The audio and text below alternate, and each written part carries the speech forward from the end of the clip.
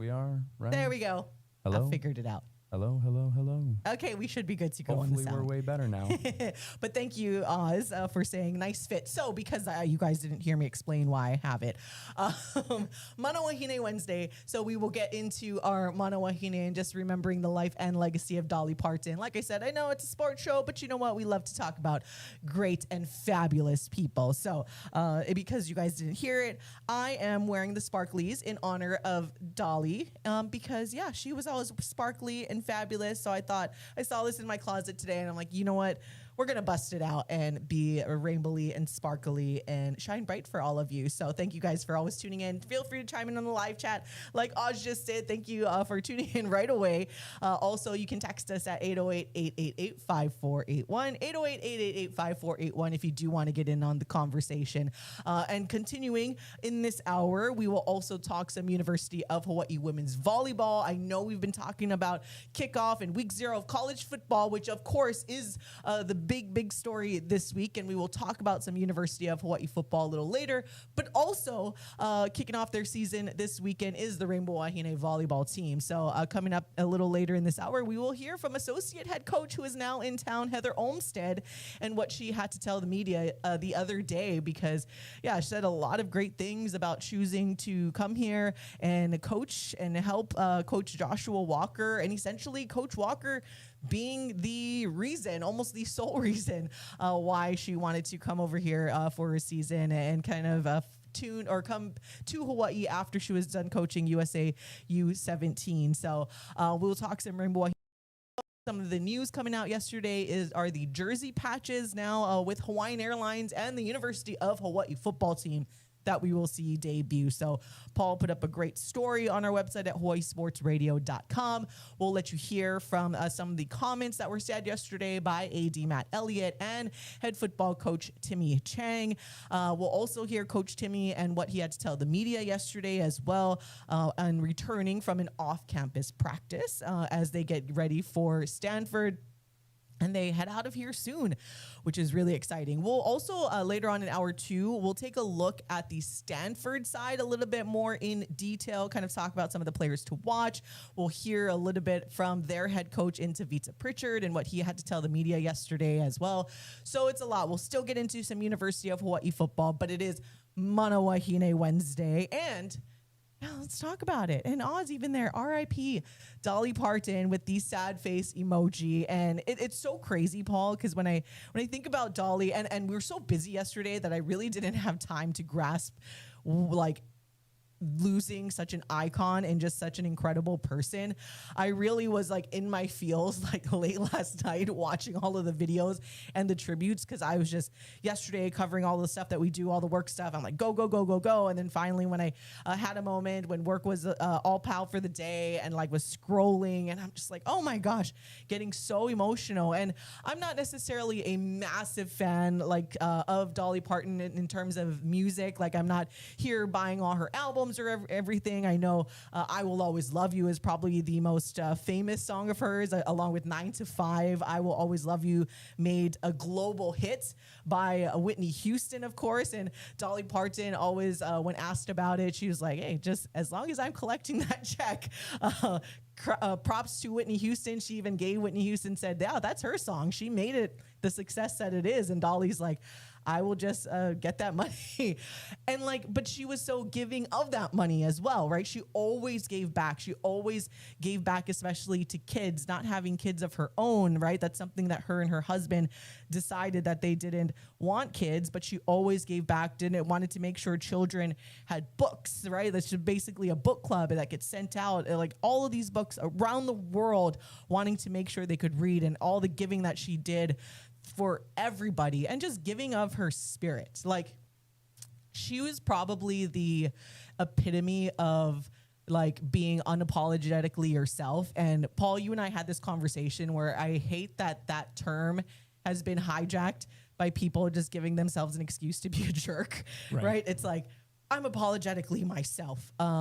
well, you should apologize because you're being a jerk, you know, like, but that term gets thrown around so much now. But Dolly is what I envision when you talk about someone being unapologetically themselves, because she was an awesome person. She actually, if you guys don't know, she has a lot of ties here. She was out here in Hawaii a lot. A lot of people that I've seen on my social media that have interacted with her, she was out in Hawaii. They have nothing but amazing things to say about her person, how she treated people. She talked about Hawaii being close to kind of like that southern hospitality and how much she loved it here, saying the people of Hawaii were angels, like she loved it out here. But she is someone that she would make kind of almost like the jokes before you could make the jokes about her, right? Like about her big blonde hair and her other assets and everything that she would have, but she was just so fabulous about it, like going through all of the things and things people used to ask her, right? And then the way that she would respond to questions were just so funny. And then she was just always had a smile on her face, always positive to everybody. And then at the same time, right, like she was just going out into the world and doing great things. And man, I think that's why it took me a while to actually realize that she died, because I'm like, I thought she couldn't die. I don't know. Like, I just didn't think she could. I know, like, obviously people do, but I'm like, wait a minute. No, it's Dolly Parton. She doesn't die ever. It was, I mean, so my wife texted me. My wife is a massive Dolly Parton fan. She texted me and I was like, no. Stop lying. We're not doing that. No. And as soon as I open up my social media, there it is, right? The family's post, which, by the way, really cool in a sense, like in a way to control how it comes out. Mm-hmm. You know, I do appreciate that, where for the celebrity that Dolly was, her husband, to be fair, they did a nice job living behind the scenes as best they could when they could.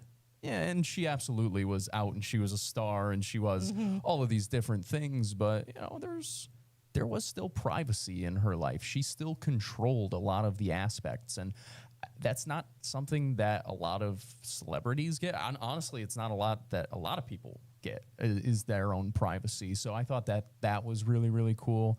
The world, just to put it flatly, I mean, the world is a little bit of a worse place today. Mm-hmm. That is the way that I truly feel. The day that you lose Dolly Parton, you lose a little bit of all what is good, because it's from top to bottom, right? You could sit here and you could do an entire show on what her musical talent was, her business acumen in itself, but then on top of it, her philanthropy projects, her ability to connect with people, the ability to, despite being very wealthy, she was able to still connect with people who, you know, weren't, because she grew up dirt poor, was like, and she didn't forget her roots, and she continued about children. She cared about literacy. She cared about making the world a better.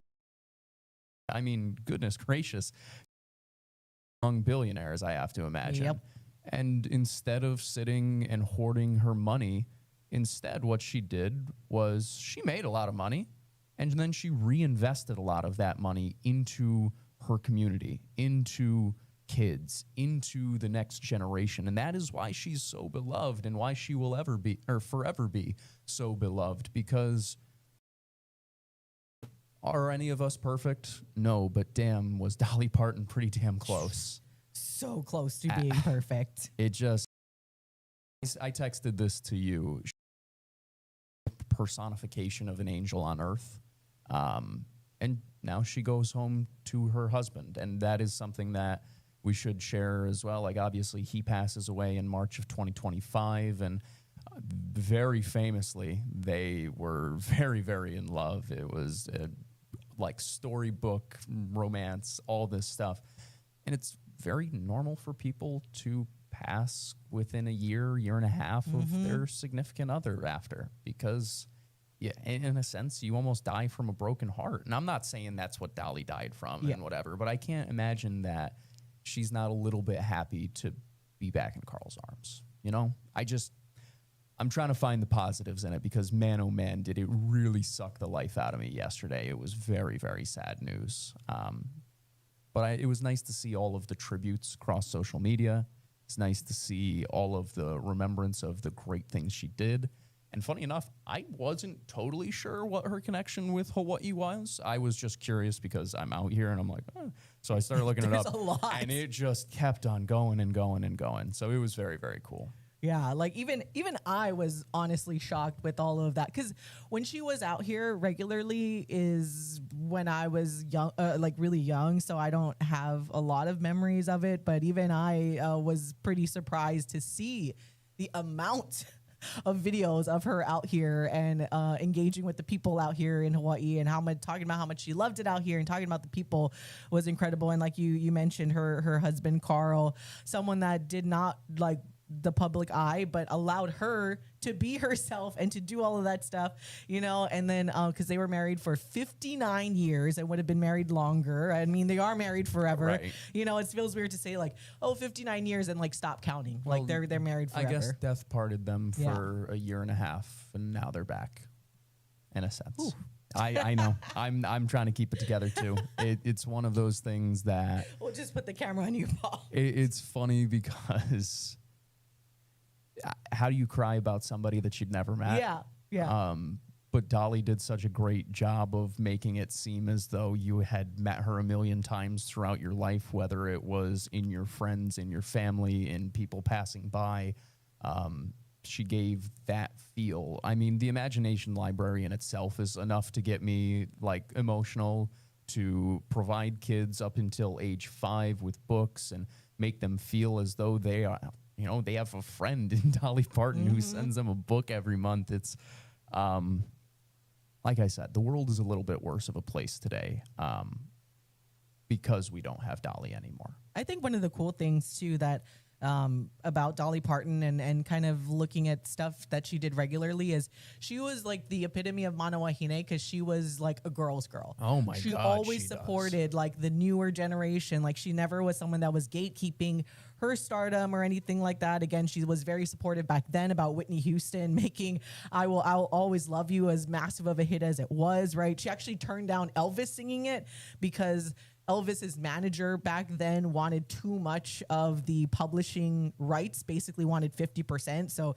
she said it broke her heart back then because she really wanted to hear Elvis sing her song. But she, like you said, business acumen, she's like, I can't like give up that much equity essentially in that song. And fortunately she held out, and it more massive success. Kevin Costner of The Bodyguard was the one that kind of had this idea to have that song incorporated into the movie, and then it just exploded from there. I remember I learned afterwards that it was Dolly Parton. Like that's how much Whitney Houston, and then almost like that's how you simultaneously get introduced. I can imagine too, because you grew up in the Hannah Montana era, and Aunt Dolly. My first thought. That's why Aunt Dolly was there, right? And Miley Cyrus is like, that's essential. Is it official? Is she officially your godmother? Yeah, I think believe so. Well, so. And especially now. To my knowledge, she was. Yeah. So, but Dolly Parton she was always uplifting. She just recently did like the Please, Please, Please with version of Sabrina Carpenter. That was awesome. Did a lot of stuff with Taylor Swift, obviously. But yeah, she was a girl's girl, right? She never wanted to gatekeep any type of that stuff, and I think that says definitely a lot about her as well. She pulled the ladder down and she didn't pull it back up with her. You know, that is something that, I mean, we've talked about before. A lot of people talk about where it's unfortunate, but a lot of people say they want to provide a path for everyone to be successful, but then as soon as they're successful, they pull the ladder up behind them. And that was never Dolly. Dolly was always trying to push for better, trying to promote the next generation, trying to make it so that she could impart her wisdom on them without totally making it so that they were Dolly 2.0, but so that they could be whoever they wanted to be with Aunt Dolly's help, you know? It's funny you bring up Hannah Montana. Miley Cyrus obviously posted about her today. That was introduced to Dolly Parton, watching the show and whatever, and like it was funny to learn there. it just it she's so really awesome. So go out there and be kind, everybody. Cost you nothing. If someone doesn't have a smile, give them yours. This is a quote I posted. So if you're just tuning in and you're wondering why I'm all sparkly, well, I think after we're talking about Dolly Parton, you can kind of figure it out. Wearing this rainbow sequin blazer that I have, just to kind of hopefully spread some joy and happiness. All right, we are going to take a super quick break, but when we come back, we will continue our Mana Wahine Wednesday theme and get into some Rainbow Wahine volleyball and let you guys hear from one of the newer coaches on staff and almost the newest coach to come into town, joining the team after she coached the 17 USA technically team. Not anymore, but yes. But in a sense, yes. To come back here or to come here and officially join the program, associate head coach Heather Olmstead. When we come back, we'll let you guys hear from what she had to tell the media the other day, next on the Hawaii Sports Radio Network.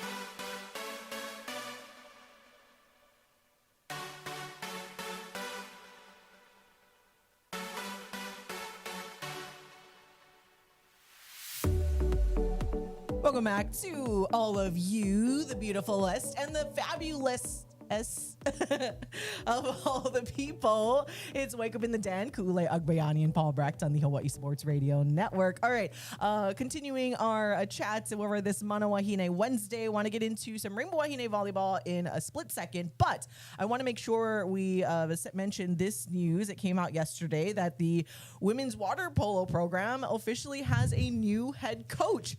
I mean, That's why Matt I made Elliott. the joke about technically our upcoming audio won't be the newest coach on campus anymore, but damn close.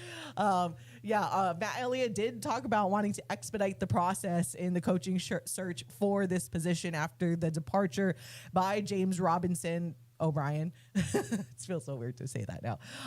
But he going back to his alma mater at UCLA. But they have named a new head coach now, Ikaika Aki. It was named the Rainbow Wahine water polo head coach, the 5th head coach of the program. That was announced yesterday. He was at Loyola Marymount for the last 4 years and earned Golden Coast Conference Coach of the Year honors each of the last 2 seasons. His selection to lead the Rainbow Wahine will be a homecoming, of course, for the Honolulu product and 2006 graduate of Punahou School. You know what, Coach Aki? I will bring you a table. You will not have to get your own table, but you're cool in my books. You'll be one of the cool Punahou alums here that gets incorporated to part of this show, and you don't have to get your own table. But I kind of made this joke with our UH supporter Hui. I was like, you know what? Maybe you'll be able to get that Punahou Mafia to support Rainbow Wahine water polo. So to all of you Punahou alums, come on now, let's go and support your guy there for the Rainbow Wahine water polo program so that he can continue the success. But he did do very good things there at LMU. He led them to back-to-back GCC championship titles and consecutive appearances in the National Collegiate Women's Water Polo Championship in 2025 and 2026. LMU's NCAA berth last year marked the program's first appearance in the tournament since 2012. So not only does he have that connection here to Hawaii and is coming back home to coach for the University of Hawaii, he did go to LMU and play there. So he's not necessarily an alum, but of course a son of the island. So coming back home and will now be the head coach of Rainbow Wahine. But he has that connection to the islands directly and also has proven success here, turning around that program at LMU and establishing something somewhat of a winning culture there. So he clearly has that experience on the water polo side. And just as we like to say, just the bonus that he is a son of the island here. So once again, Punahou School, we you know, you're one of the cool ones. It's okay. We'll bring you a table. We like you when it's not versus the public school, because now he's part of the public school. Oh yeah, they're good. You know, we're taking private and moving into public, and that way we get the best of both worlds. Shout out Hannah Montana. Shout out Dolly Parton. There we go. Oh, nice little tie in there. See that? Good one, Paul. I like what you did there. All right, but again, welcome back home to Coach Ikaika Aki, and we're looking forward to all of the success that he will continue here at the University of Hawaii. All right, moving on over to Rainbow Wahine volleyball, though. The ladies open up their season. Like I said, we'll get to some football stuff later on in hour two. We'll almost spend the entire hour two talking about UH and Stanford. We'll get there. But for Mana Wahine Wednesday, we definitely want to get into some Wahine sports or women's sports. And we talked about Dolly Parton to open up the show, kind of start things off on a high note here. Even though it was a sad thing to talk about, you know what? We want to just exude all of the spirits, that Dolly Parton has here. Hence, once again, if you're just tuning in, why I'm sparkly today. But Hawaii will have their hands full this weekend for the Hawaiian Airlines Wahine Volleyball Classic. They will play Georgia Southern, San Diego, and number 21 ranked Baylor coming into town.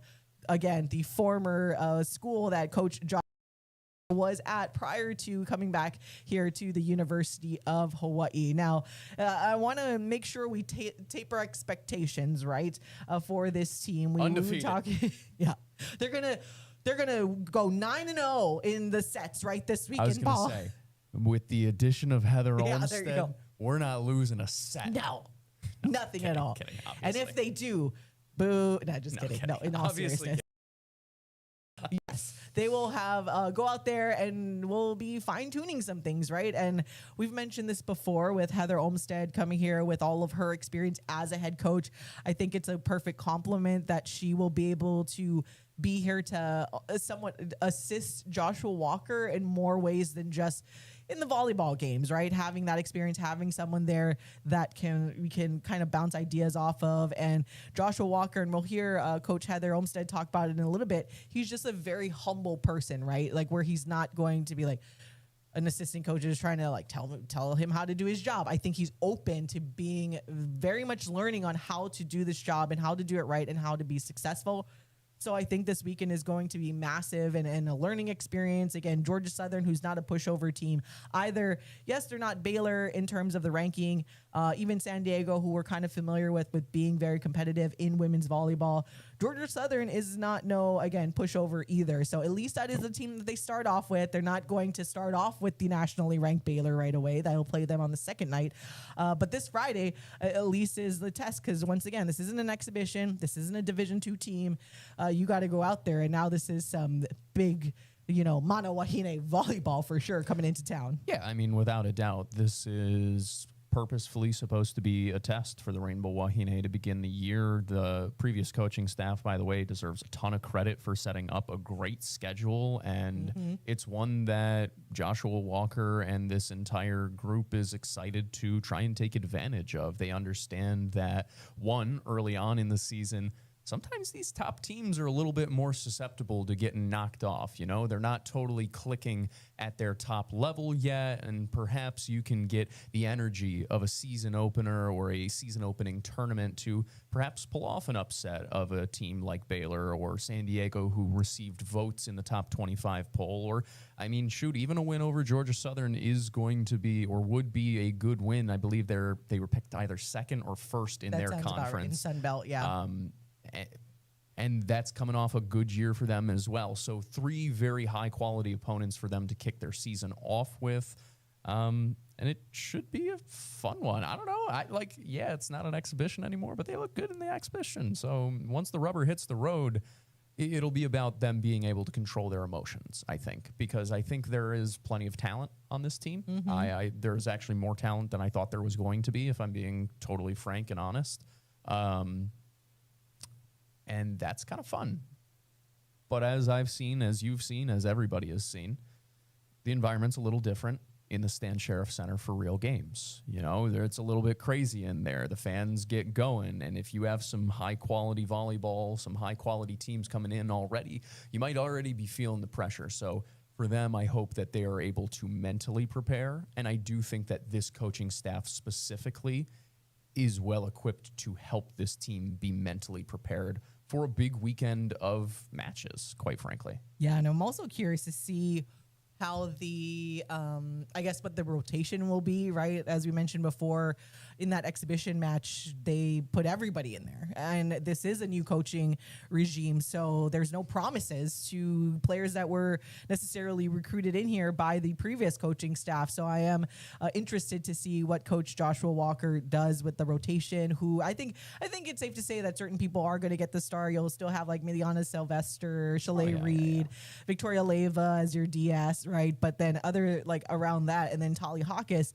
I really want to see how they manage this rotation come this weekend, because in the exhibition, once they kind of got acclimated to the game movement and everything, those after the first set, they were like, all right, we got this, we are the better team than Chaminade, have more talent, all of that stuff, and kind of just experimented along the way. So this weekend we'll start to see everything start to come together, hopefully. But again, Heather Olmstead, the associate head coach, is under Joshua Walker. She was made available to the media the other day, and I know we haven't heard from her yet because she's been winning with the 17U USA game, winning a lot of sets too. Was it officially undefeated, right? Yeah, 27 sets straight. 9-0, 27-0 in sets for the gold medal. It's absurd. It's genuinely absurd. All right, but here is what Heather Olmstead had to tell the media the other day, and KHON2's Rob DeMello start things off. All right, Coach, day one, how does it feel to be here, to be wearing that sweater, and to be a part of this season with the Rainbow Wahine? Yeah, it feels amazing. I'm so honored to be here with Coach Joshua and the team, and met the girls yesterday, and excited to get going and just be a part of what Joshua is building here. So it feels great, it's exciting. I've been here many times, but to coach is pretty special. What is it about this program that called out to you?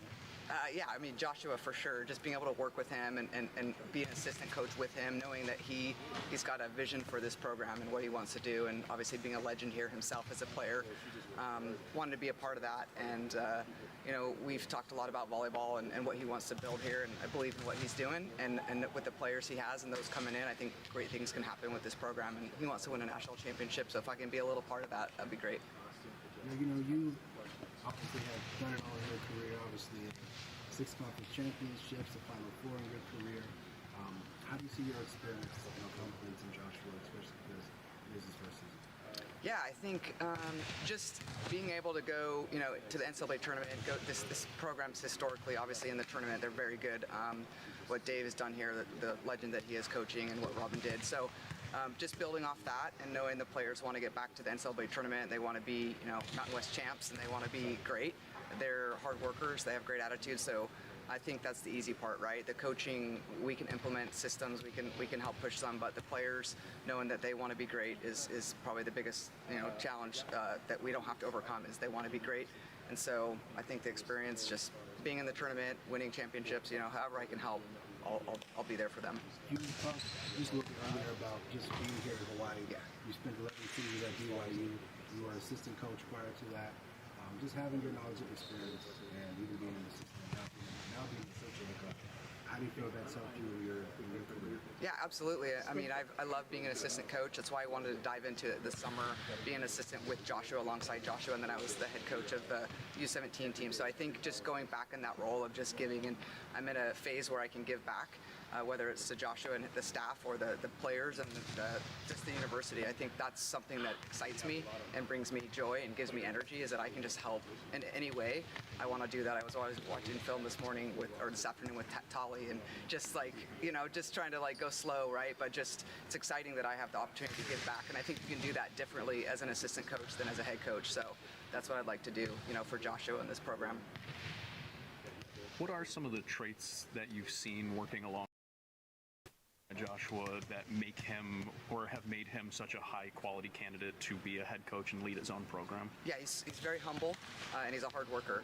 And as we were going through USA and he was talking with y'all, Hawaii here, you would have never known that he was going through that while we were coaching in Honduras. And afterwards I was like, you're sneaky, he was able to do multiple things at once, and being humble enough and a hard worker. I think that's just huge for being able to carry a heavy load. And as a head coach, there's a lot of pressure that comes with being a head coach. And so if I can offload that for him in any way, and I can suggest and follow his lead, then that's what I want to do. But he's just incredible, and he's going to be great for the ladies. They're going to be able to lean on him and his experience playing here and winning at a high level, and playing professionally as well. What are your fondest memories? I know you mentioned it. I don't know if I'm allowed to say them. Against Hawaii? Yeah, I've had a couple good experiences here. We brought our team back, BYU, in the NCAA tournament, and had a nice win. You can look that up. And then another nice win in 17, but I've lost as a player here in 01.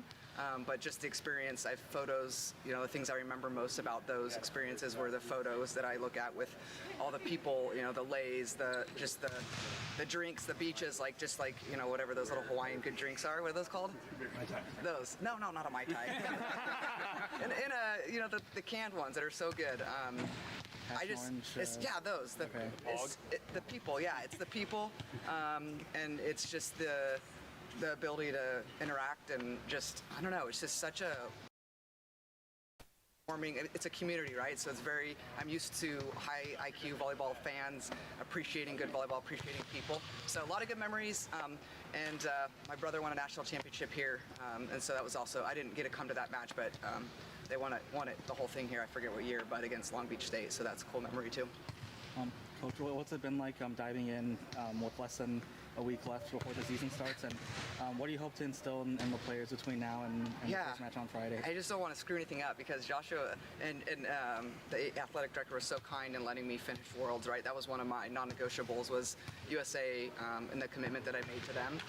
If I was going to coach in college, that was something that was super important to me, and so Joshua knew that when we chatted about this job. So here I am with 4 or 5 days out, and again, my goal is to just not get in Joshua or the team's way, and if I can help, I think the players, they seek feedback, the best players seek feedback from coaches and mentors, and so if that's happening this week, great, but really just trying to soak it up and try to go slow and just feel and see where I can help. And they've done a great job. I've watched practice Joshua, Will, and Colby. What they've done in the 3 weeks is incredible. That's really hard to do, to step in late. So I'll be here for whatever they need. You feel there's a difference? Obviously, you started your career as an assistant, you became a head coach, and now you're associate head coach. You feel there's much of a difference? Yeah, I mean, when you're the head coach, it's you carry a heavy burden, and so I think being a support is something that's exciting. Being able to support Joshua and understanding what comes with sitting in that chair. The biggest decision, the biggest change from being an assistant to a head coach is you're now making decisions that affect people's lives, and that carries a lot of weight with it. But I think Joshua does it with joy and with a lot of faith, and he's very sure of who he is and what he wants to do, and that's going to be awesome for this program. You mentioned a non-negotiable with coaching U17. How was it to be with that team, lead that team while also watching film and helping this program out when you eventually did get here? Yeah, so my experience with U17 in Chile was really special. and that group was incredible, and they made it just a trip of a lifetime. They were super talented and the high performers, and so it's really special that he was able to allow me to do that and come and still join this team, you know, when I know there's a lot of things he's got to get done, and so I'd like to take anything off his plate I can, but just incredible, grateful for that opportunity, and I learned a lot from that experience in Chile. You mentioned coming out here in 2013. You said your brother won a title out here as well. Not many coaches can say they've been a part of programs that arguably are two of the most supported in the country, and both men's and women's volleyball here, and of course BYU as well. To be part of both of those programs, what can you say about that? I mean, how cool is that? I mean, the men's volleyball at Hawaii and what Charlie Wade's done here and the national championship, and it's just remarkable. And then what the women's program's done here and what Joshua's going to put together, I think it is pretty rare. It's pretty special, and so I'm just grateful to be a part of it. I mean, volleyball's been a part of my life. My dad played at Church College of Hawaii and met my mom, and my mom's Kahuku Red Raider, so there's some family ties there, which is kind of random, but I've come to the islands a lot.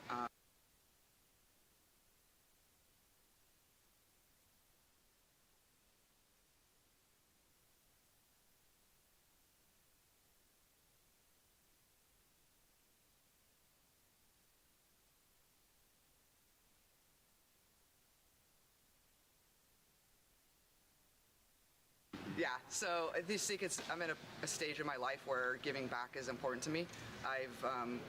There's a lot of people that have mentored me and given to who I am and what I've done, you know, in my career.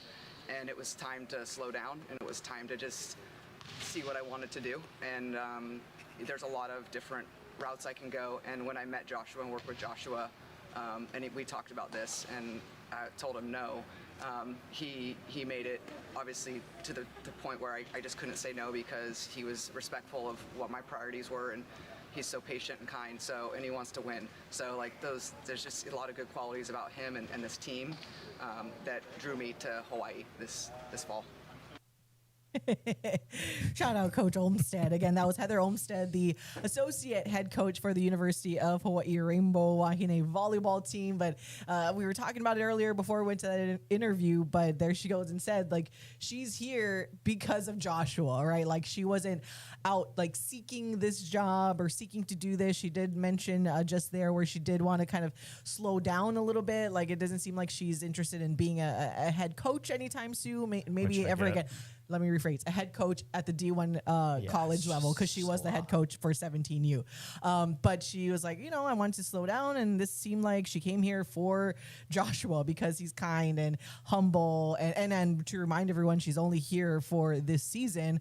But all of that too, just for her to just come here and like want to be part of this program. And then, those ties that I feel like was never mentioned by anyone, her Hawaii ties here. Like, wait, what? She just it's a very Kahuku much ties so here? dropped that so casually. I was like, we're not gonna dig in on that. Honestly, bad job by me.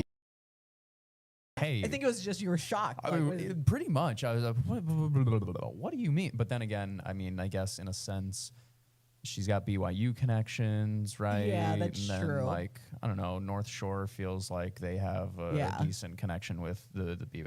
Not that has anything to do with each other, but whatever. It was one of those things where I'm like, whoa.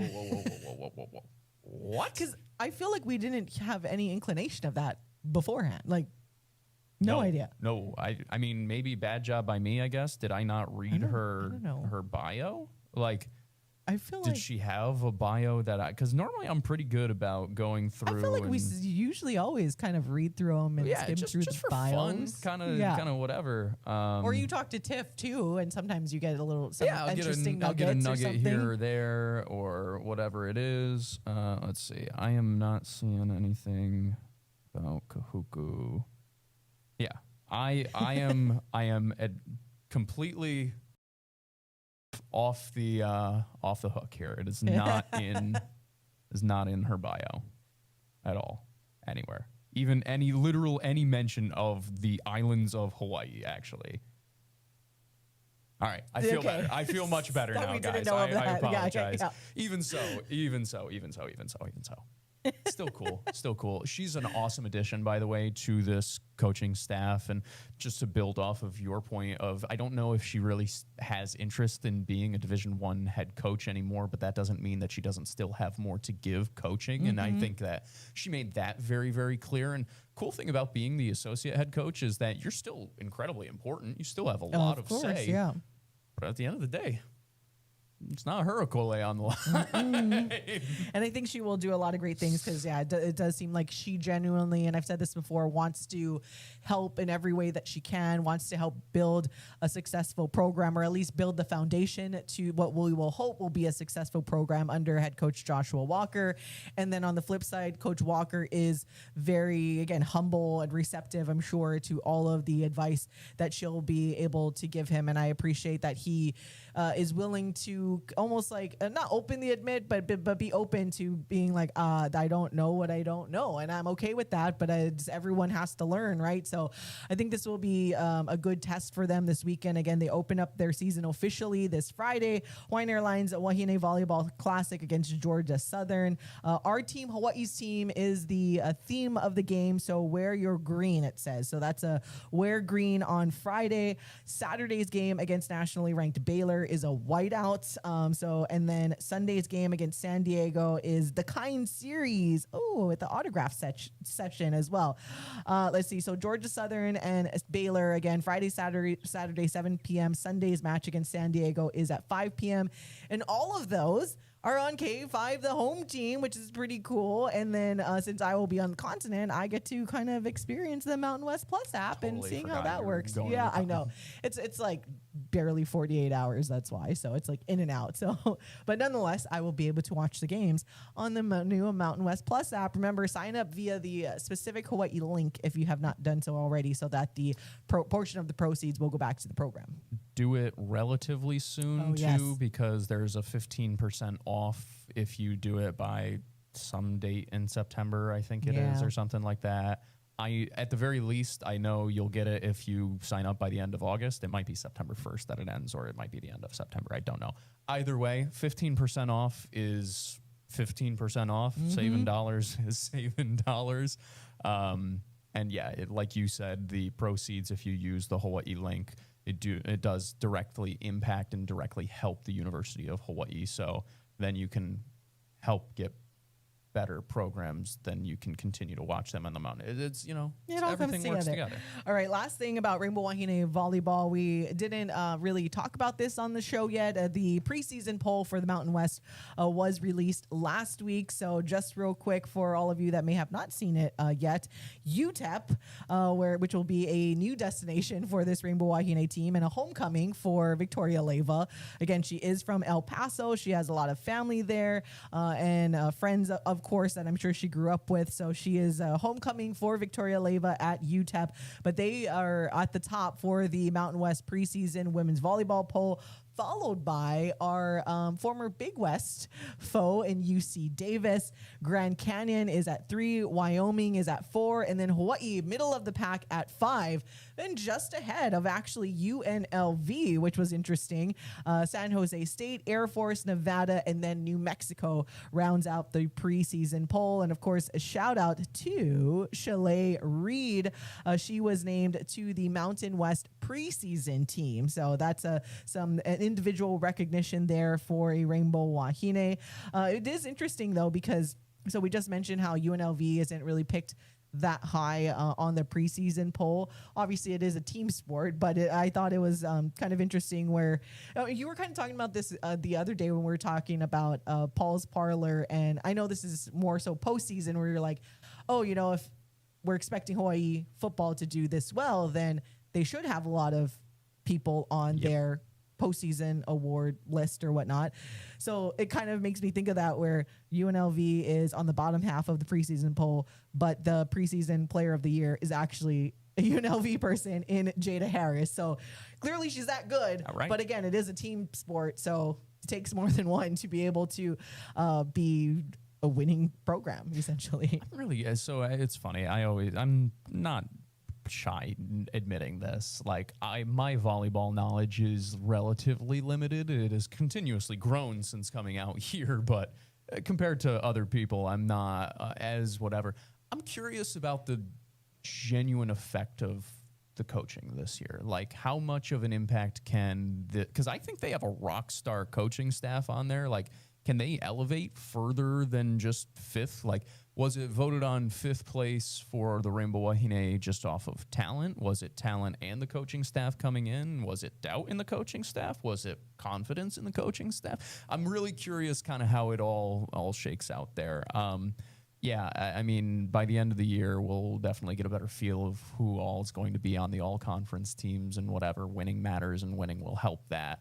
But having the conference player of the year on the sixth place team, I don't know what that says about the rest of the team, I guess. Yeah. In a sense, because they have no confidence in the rest of the team, and they're just like, well, this girl's real good. Yeah. I don't know. That's why it was interesting, very strange right? Yeah. to see where I'm like, okay. Oh, listen, We they don't know make the more than rules. me. And it is voted on, in case no one knew, it is voted on by the 10 head coaches. So that's how this list comes together. Yeah, they know more than me. Yeah, it's not just media members that are voting on these preseason polls. It is voted on by the coaches. The good thing is at least if you go based on this preseason poll, the University of Hawaii opens Mountain West play here at home against New Mexico, who is at the bottom of the preseason poll. So take that how you must. Again, preseason polls only mean so much. It's how you finish in the postseason. And that's another interesting nugget, right, Paul, is that it's only the top 4 teams that make it into the conference postseason tournament. So should things end the way that it is in the preseason, then the University of Hawaii would be the first one out looking in. So hence why they got to do better and sneak up there. And at least beat UC Davis. We got to beat our Big West opponent foe.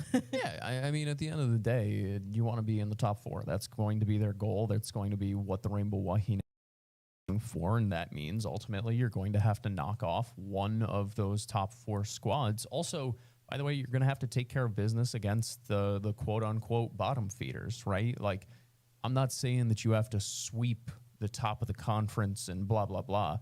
But you're probably going to have to go a game or two above 500 when you're playing on the road this year, maybe even more than that. And then on top of that, you really have to take care of business at home. Have to take care of business at home against some of these schools because, yeah, the top of the conference, bottom of the conference, a little more handleable, you know?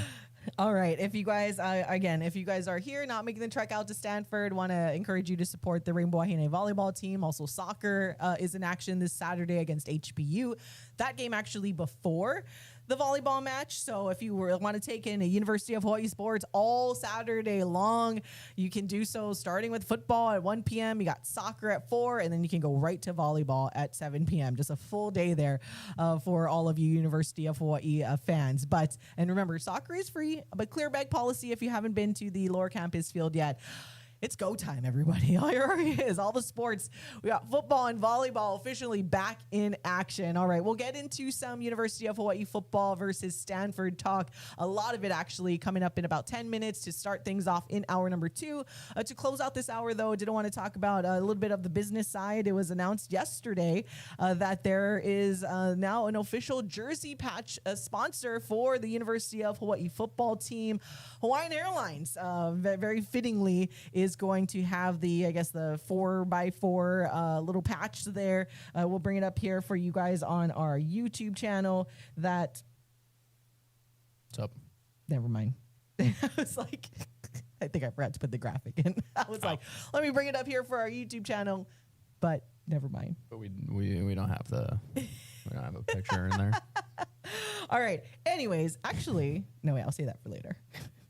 Bear with me, guys. I'm just talking to myself. This is what happens when you do this at 5 a.m. Dude, like, sometimes it's just pure delusion. And is my brain on? Yeah. All right. Before we tell you a little bit more about the details, I want to let you guys hear from UH Athletics Director Matt Elliott and also head football coach Timmy Chang and what they had to say at yesterday's announcement. Aloha. Welcome to Manoa again today, and thank you all for being with us. This is an exciting next phase and next stage of what it means for UH Athletics to have this incredible corporate sponsorship and partnership. So As was just explained, we have been partners with Hawaiian Airlines for many years. They've taken care of our student athletes in a way that goes beyond just a traditional partnership. It's about the well-being and the care for student athletes so that they can excel at the highest level. And something new has happened, and that's why we're here to talk today. Something new has happened in college sports with the invention or advent of us being able to add jersey patches. It's a new thing for college sports so that we can say we have this partnership, this promotion, and it's with partners that can bring these great new assets to our student athletes. And as we thought about this, our first instinct, and I'm so incredibly pleased that this is coming together, our first instinct is who are the partners out there that have shown this incredible care for student athletes over the years. And when we thought about UH football, and we thought about even last year where we needed to come up and step up with charter airline flights for our student athletes, Hawaiian Airlines was there for us. They were this incredible partner who said, we're going to make this happen. And then once again this year, we started looking into what is possible for our student athletes to travel in an expanded footprint, in a new Mountain West. And once again, Hawaiian Airlines was there for us to say, we're going to help you provide charter airlines for every single flight for your football team. So there was no better match. There was no better partner for us to move forward with the very first jersey patch partnership here at the University of Hawaii than Hawaiian Airlines. So with enormous gratitude to Diana and to her team, with Momi and Alex and Daniel, we are so pleased to announce that for this year, the University of Hawaii football team will wear the jersey patch of Hawaiian Airlines. So the length of the contract is for this season. All of our jersey patch deals are just for this 1 year. We went into this process thinking that, you've seen at other schools, maybe one jersey patch for an entire department. We didn't think that was right for us. What we thought was right for us was to try to find the right partner for each team and match those up. So that's what we did and what we pursued. As I said before, we're going to be announcing additional jersey patches over the coming days and weeks that will prepare us for the rest of this season. But we're still in that process, actually, of negotiating some of the other contracts, so we're not going to disclose any of the financial terms right now. This happened over the course of, we weren't allowed to do this until this winter, so we really started it in the spring in these serious conversations. But, our challenge this year is our football team has to go to Illinois. It has to go to Texas. So we're going to much further destinations, and our conversations about how do we get our teams there and can we charter flights to be there. I don't want it to be lost that Hawaiian is going to provide a charter flight for every single football trip this year, every leg, no matter where we have to be. So knowing that that was possible and this partnership was going to be one that would allow our student athletes to be successful, because we see the difference when they have the chance to fly and be prepared to take the travel in a way that allows them to be fresh when they arrive. It's so significant. Again, our thought process was this is the right partner for this. This jersey patch is meaningful. It has substance behind it. So honestly, in terms of the football jersey patch, this was the only conversation we had. Even though we were exploring options for all the other patches, this was the only partner that we thought makes sense, and we're so grateful that they felt the same way.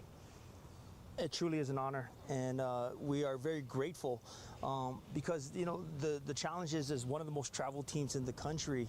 Hawaiian Airlines has provided an opportunity for us to get there and really do the things that we want to do, and that's to represent the state and win games.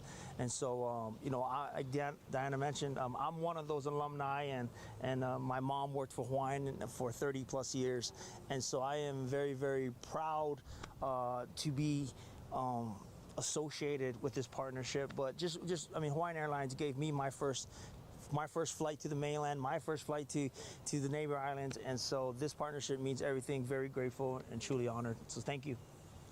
Being a son of a 30-year employee, you can imagine my mom worked in different departments as it went. The one thing I do remember is all my aunties and uncles that serviced us on the flights, all the flight attendants, all the baggage people, all the guys checking us in.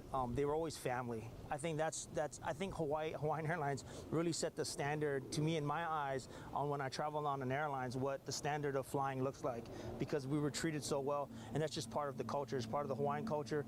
It's part of the culture that they've developed there, and it was really special to me that I felt a part of. And it was my aunties and uncles that were taking care of us as we got safely to our destination. So again, it became the standard in flying in my eyes. And that was University of Hawaii football head coach Timmy Chang. And right before that, you heard from athletics director Matt Elliott at yesterday's announcement that Hawaiian Airlines will now be the jersey patch sponsor of the University of Hawaii football team. And again, I apologize. I thought I would have it on the YouTube, but it's okay. I have my computer here, so that's it's over there. That's the picture. A little jersey patch on the right shoulder. Hopefully people can kind of see it. If not, you know what? We got a lot of stuff on our social media at High Sports Radio, or there at on our website at hawaiisportsradio.com. So no financial terms announced yet, but I think probably one of the significant things is that Hawaii will, it seems by all accounts for sure, be on a Hawaiian Airlines charter to some of those long hauls that they have to go to when it deals with UTEP and to Northern Illinois, right? When you got a lot of these big guys having to travel, especially further than the West Coast and further than they are like mostly accustomed to, but for conference games, it does help that you will have your very own airplane and not have to deal with TSA and all of that stuff. So, but I think I made this joke last year though, because I'm like, I don't want to say if they lose, but if they play bad, you have to. Yeah, you're welcome back. You make them fly commercial. No, if you play back, no charter for you. You walk and swim. That is the way. If you play poorly, Again, that's the way if you play poorly, obviously it's like sometimes you'll play a hard fought game and you'll lose, but it's when you play poorly, it's like, all right, when you embarrass. Sorry. No charter flight for you. You're flying commercial. No. This is an awesome partnership and also a layup, if I'm being totally honest. I'm glad that sometimes you see schools, they try and hit it out of the park and end up falling on their butt in these partnerships. And I do appreciate that Hawaii, and Matt Elliott said this a couple of different times, they're pursuing partnership patches that make sense for each program. They're not just taking, oh, well, here's one lump sum of $5 million. We're going to, bam, there's our logo on every single thing. It gives you a little bit more autonomy. It gives you a little bit more ability to do things. And this in itself, we've seen what the benefits are of charter flights going back a couple of years. Even pre-Matt Elliott, we have seen what the benefits of charter flights can be.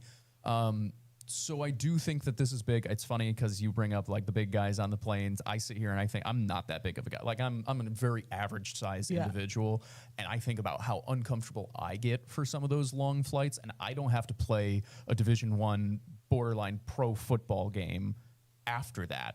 And I can't imagine what some of these guys who are 6'2", 6'3", 300 pounds, and it's like, you're cramped into a little seat and you have auntie next to you, and all of our guys are so polite that they're like, they would try and, like trying to give as much room as possible. They're trying to represent the University of Hawaii well. So yeah, this allows them to focus on actually just preparing to play, all of that. It's a layup because Hawaiian Airlines has been a partner for 30 plus years at this point.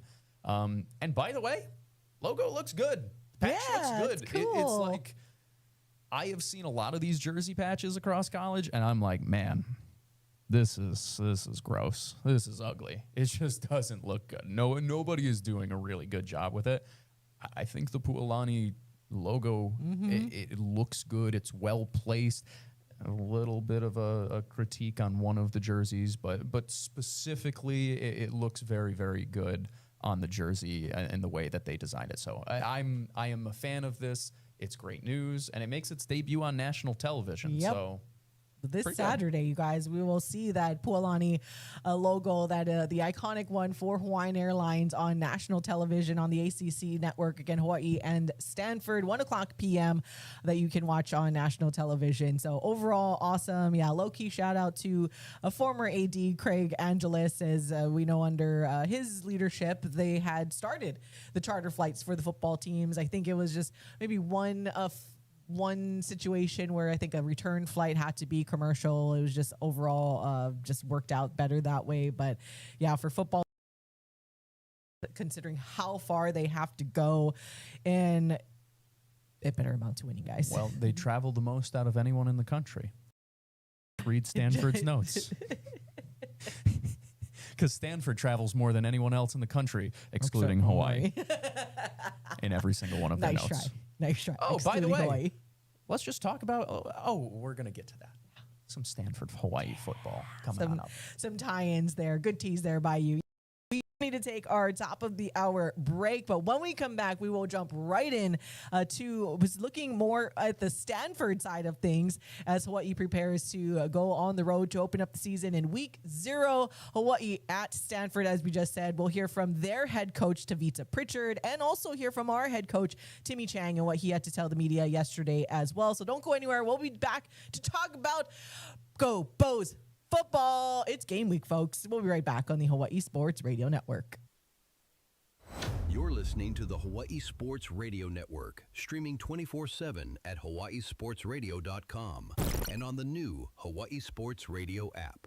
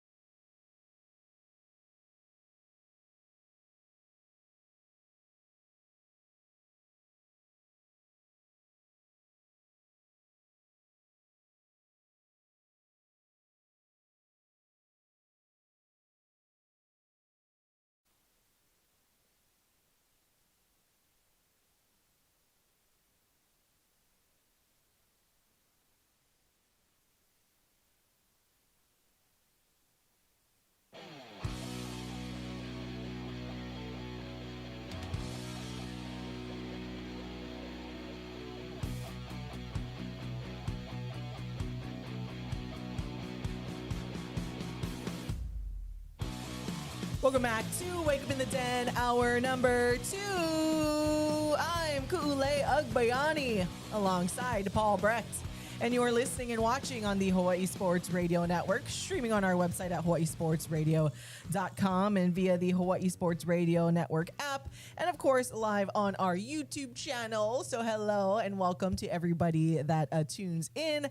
By the way, if you are tuning in on YouTube and you weren't here earlier when we started off the show and you are, kind of want to explain my fit that I have going on, I'm wearing a rainbow sequin blazer today because we opened up the show talking about the late and great Dolly Parton, the legendary human that she was, that the world lost yesterday, and that 80 years young, joining her husband Carl there up in heaven. But yes, I am wearing it in honor of Dolly Parton because she was always so sparkly. So yeah, if you guys are wondering, like, wow, we got a little rainbow fit going on here, and I thought today would be the perfect day. I looked in my closet, and yeah, if you guys are wondering, by the way, even have I have like 4. I have 4 sequin jackets, 3 blazers and 1, I guess, bomber jacket style. Because, the bomber jacket I had actually bought in Las Vegas when I went to go see Taylor Swift, because I had the same thing. I was like, I want to wear something sparkly to this concert. And then maybe a couple of years ago, I was actually not like a PA announcer, but I guess an MC. At the University of Hawaii women's basketball games. And I thought, like the guys that do it, they all wear the Aloha shirts, which is fine. But I'm like, we got to spice this up a little bit and have some fun here at these women's basketball games. So as the MC, I went and I got these like on Amazon and was like, if I'm going to be the hostess with the mostest, I got to sparkle a little bit there in the arena. So, yes, so I have this rainbow one and I have a green one, of course. and a blue one. I think those are the 3 I have. And then I have my gold sequin bomber jacket. So in case you guys are wondering, this isn't the only sequin jacket that I have that's in my closet. But because I don't MC the Rainbow Wahine basketball games anymore, they don't really get used too often. So even more so, I'm like, yes, let's bust it out and we'll sparkle a little bit. I think it was a great choice. Yeah. As soon as I walked in, I knew what it was for, and I was all in. I was all for it. Yes. All right, let's get into some University of Hawaii football conversation now. Once again, Hawaii at Stanford this Saturday, week 0, kicking off the season, 1 o'clock p.m. Hawaii time, and you can watch it on the ACC network. I apologize. I do not have it written down yet. I will get it to you by Friday on what exactly the channel number is, unless you know. For what, ACC network? Yeah. It is a subsidiary of ESPN. That is what I know. My hope is that my ESPN app will just have it for me. That is where it is in my mind. Otherwise, for my Spectrum channels, it's in like the, I don't know, 300 something, somewhere I think. around there. We'll try to find that out for you, is what I'm saying. Yeah, or if like you already know and you do anticipate to watch it on Hawaiian Telecom or your Spectrum cable, please feel free to text us at 808-888-5481. Or if you just want to get in on the conversation, either way. All right, getting to some University of Hawaii football. Again, our conversation and expanded coverage of Hawaii football is proudly brought to you by Honor Box Chiropractic and Slice of Waikiki. So mahalo for all of their support. And yeah, it's pretty much pedal to the metal, as you guys know, just getting out as much content as we can with you. We want to focus a little bit more on the Stanford side today. We'll get into hearing Coach Tavita Pritchard in just a little bit. We touched on Stanford a little bit on Monday, but one thing that we will ask, or that was asked of Coach Pritchard, is just the overall Polynesian tie. I also saw on Stanford's social media, they actually are unveiling like the Polynesian on their helmet and everything. Everybody wants to be Hawaii, and I understand there are the same thing that Polynesian. Yeah, there's a lot of Polynesian representation, so I don't want to get away from that. Where it's like, okay, I understand you have players there, but it is a little bit where you're just like, man, I think we reserve I feel like the University of Hawaii. We reserve the right to roll our eyes at it, a right? Bit. I say we as if I am, natural born Hawaiian and all this stuff. This little transplant. It's okay, you're one of us now. But nonetheless, you're like again, you're a Kanaka Holly. That's what you know the meme. It's we're rocking with Mark because Mark is rocking with us. That's me to the Hawaiian people. You're like, yes. But no, I always I roll my eyes, not because it's like they're not.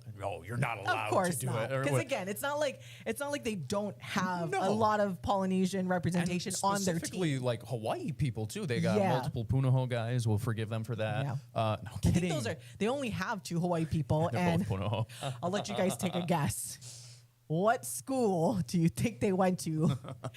Both of them, now that they're at Stanford. I know Paul just gave it away, but it would have been funny to be like, what school do you think they went? But yeah. Punahou. It's one you of those. will have to bring your own table. I chuckled at it because every time I see anybody, because I thought the same thing with Cal, who has I don't even know, 33 people from Hawaii on the roster, it feels like at this point.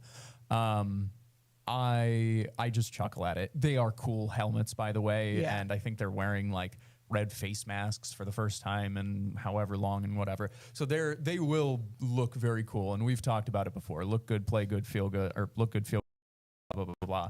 So I do hope that maybe they don't look that good, and maybe the renderings are just a little bad. There is actually, and I want to explain this a little bit, and then we'll get to the audio of Coach Pritchard, their head coach for the Cardinal. But it is, so once again, the game is at Stanford, just like we have here in Hawaii. Other schools have their game themes.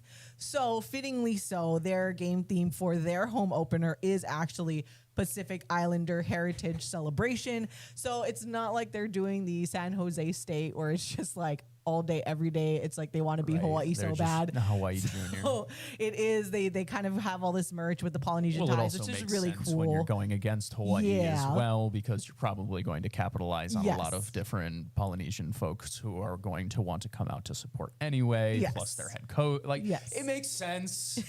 But it doesn't mean we don't But have I can to. still roll my eyes at it. So it is a Pacific Islander Heritage Celebration and Cardinal Kids Day this Saturday for that opener, a home opener for Stanford, again, playing the University of Hawaii. I've mentioned this before, but I want to highlight it.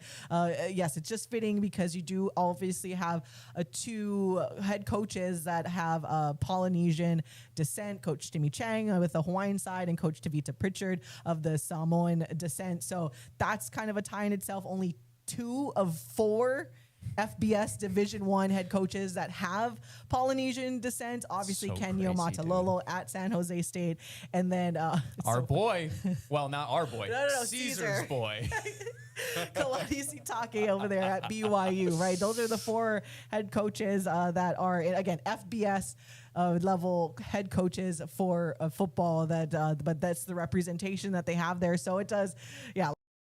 We kind of roll our eyes at it a little bit, but totally understand. Makes sense. Happy, of course, there's a lot of Polynesian people in California. It all ties together. So Listen, I'm never but we going can to chuckle about it a little fully bit. poo-poo the celebration of course. Polynesian culture. course. I think it's always cool.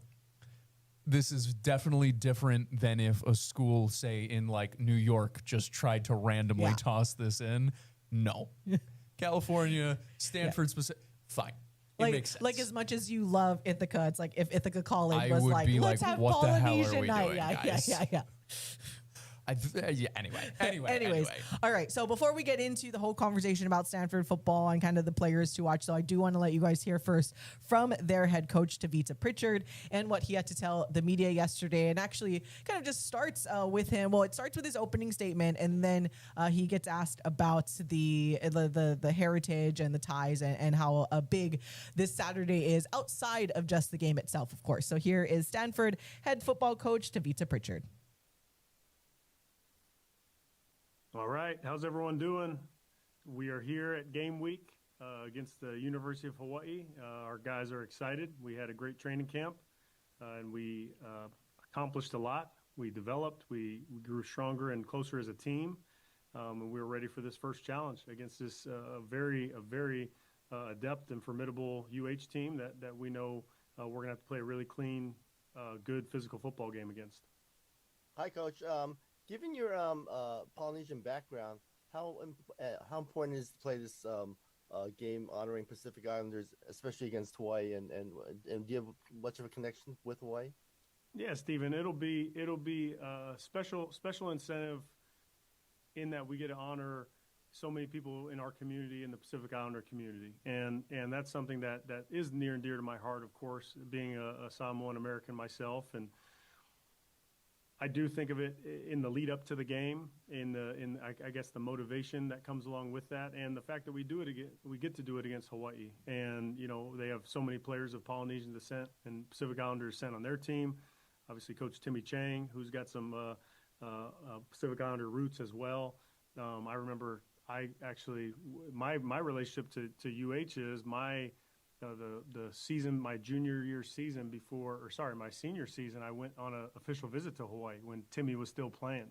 And so I got to see him play. They played Michigan State at home in the Aloha Stadium, and I got to see him go off and send those guys off with a win in his senior year. And so, yeah, I got a special connection to Timmy, and I've got to kind of watch him. I got a ton of respect for him through his playing and coaching career.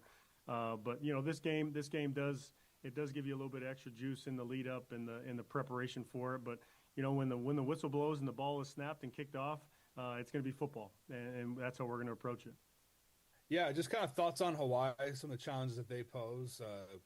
Yeah, offensively, it's your kind of, I shouldn't say traditional because Timmy's put his own spin on it, but whether you categorize it as run and shoot or spread or air raid, it has elements of all that. But on offense, like, they want to spread you out and they want to find space, and that's both in the passing game, but they also do it in their ability to run the football out of those same sets. And so I think our challenge is going to be the ability to play in space, the ability to constrict the pocket, constrict the ball carrier, constrict those throwing lanes, because what I know about those great offenses and that way of attacking our defense is like we're gonna have to be really sound in our coverage approach, in our rush lanes, because, this quarterback, I mean, he does a great job of playing on time, but when he does have to buy time, he does a good job of that too, in keeping his eyes down the field. And so that's on the, their offensive side of the ball.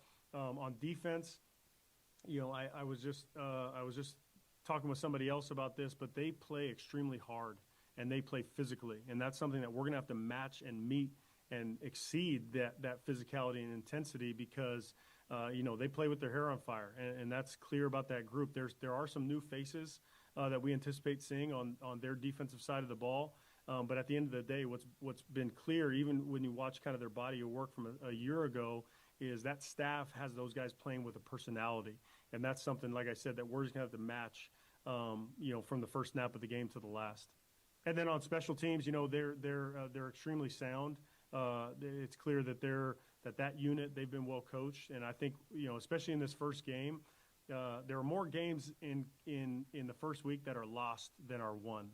And what I mean that is, there's a lot of mistakes that can happen in all your phases, and so much for us, and I think about special teams, is your ability to be sound, right? Sound in protecting when we're on punt, sound in covering when we're on kickoff teams, sound in our return schemes, and then obviously sound when we're lining up for field goal and field goal block. And so when I think about the special teams, a lot of the focus will be on us. A lot of the focus will be on about our ability to play cleanly and play with great fundamentals and soundly. And that was Stanford head football coach Tavita Pritchard in the media availability yesterday. Again, there's a lot more of that, but I just kind of pick apart some of the main snippets that were said and that were made available. Make him sound bad. Yeah. He sounds great. But you guys can, if you are curious, you can listen to the whole thing on the Stanford YouTube channel. They also had a couple of players available, including their quarterback in Davis Warren. Fun fact, though, that by the way, I should make sure I mention this. We did get the official game notes, but I want to make sure everybody knows that no surprise here that neither team released a depth chart. I texted Paul and Michael. I'm kind of bummed that, because usually Hawaii will put out some kind of depth chart, and I'm kind of bummed because even though we're more aware that it is half true most of the time, especially for some of your position receivers and certain positions on defense, just entertain us. But I get it. So both teams did not release any depth chart. So I want to make sure we let everybody know that in case they're waiting for us to talk about that. The closest thing Stanford did release is that they had which I do wish Hawaii kind of did that and made it easy, where they had basically the starters for each game last year, including making it bold, which person was starting in their first game. So I thought that was really helpful looking over the Stanford game notes, because it is nice to be kind of have that reminder on how the games went and who started where. But yes, no depth chart released. And yeah, we just have to be surprised come Saturday afternoon. But Davis Warren is kind of a fun connection in case people forget, because even I did. It was only during that media scrum when I'm pretty sure it was Stephen Tsai that asked about if he remembers playing against the University of Hawaii, because we talked about it before. So the starting quarterback for Stanford, he is a transfer from Michigan. And if you guys recall, a few years ago, Hawaii went to play in the Big House. Lost 56-10. It was a very, JJ McCarthy was a starting quarterback at that time. It was the year that they won the national championship. Yes. So I would hope that Hawaii, in the early throes of Timmy Chang's career, was going to lose to the national champions. Yes. So that was back in 2022. Again, JJ McCarthy was a starter for Michigan at that time. But Davis Warren did come in the kind of in the later half of the third quarter in that game. At that point, Michigan was up 42-3. So hence why he went in there. But he was actually kind of trading snaps with another quarterback, actually, with CJ Stokes.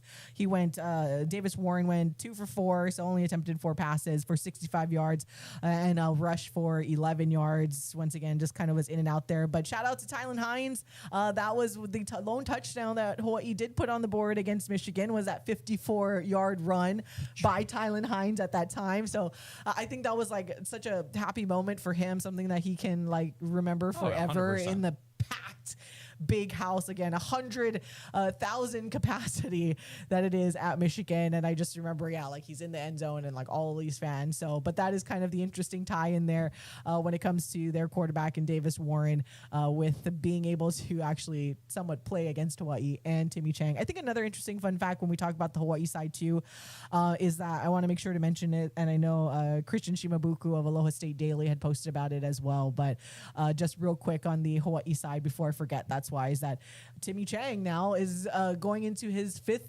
year. Yep. So he will officially be right up there with June Jones once the game starts on Saturday, which is so wild to think about that. We've gone through all of these coaches with Norm Chow, Nick Rolovich, Todd Graham, that you're just like, man, Timmy Chang will be actually coaching in a 5th year. Yep.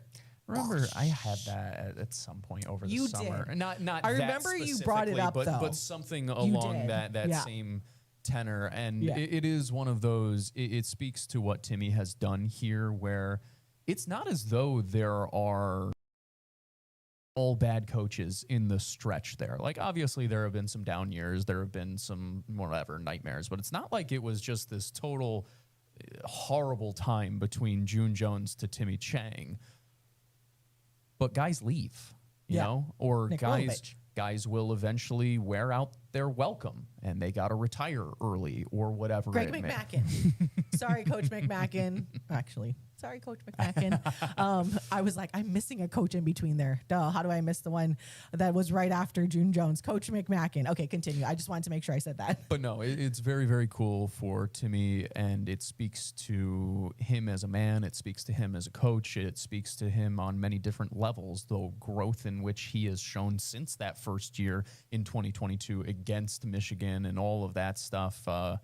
And also, by the way, I should clarify before, that Michigan, the core of that Michigan team went on to win the national championship the next year. I did not in 2022. Those are 2 different seasons. I do want to make sure everybody knows that. But even so, I wanted to talk about Davis Warren because Davis Warren, I'm a little back and forth on, right? Because one, if you don't know his story, you should look it up because he, as a human being, is everything that you want to root for. Like everything you want to root for. Was diagnosed with leukemia his junior year of high school, worked his tail on at Michigan, made the Michigan roster, eventually won the starting job the year after they won the national title. He beat out Alex Orji, who, by the way, is at UNLV and is competing for the starting job there. Would be very funny if 2 weeks in a row. Michigan men. Just a little thing there. He also then tore his ACL at the end.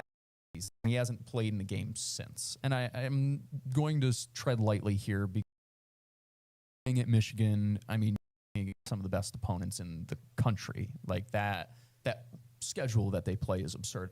But if you do look at his year that he was the guy, the starter for Michigan, something that you're like blown away by, right? And I have it right here, where in 2024, before he tore his ACL, threw for 1,199 yards, 7 touchdowns, 9 interceptions. That's a 64% completion percentage, about 5.7 yards per attempt on his completion. So he's not somebody who you're going to sit there and you're like, man, he is going to tear you up with his arm.